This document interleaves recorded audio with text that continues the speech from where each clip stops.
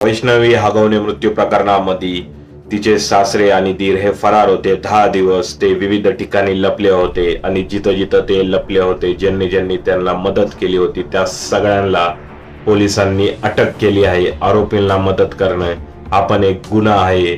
अनेकांचं म्हणणं असं आहे की आम्हाला माहीतच नव्हतं यांनी काय कांड केलं आहे, त्यामुळे आम्ही यांची मदत केली. आम्हाला माहिती असतं तर आम्ही यांची मदत नसती केली.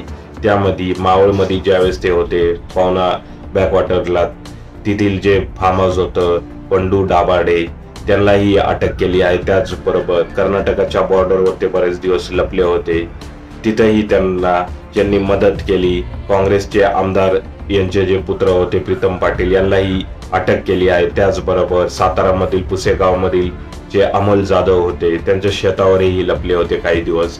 या सगळ्यांना अटक केली आहे. गुन्हेगाराला मदत करणं हा पण एक खूप मोठा गुन्हा आहे.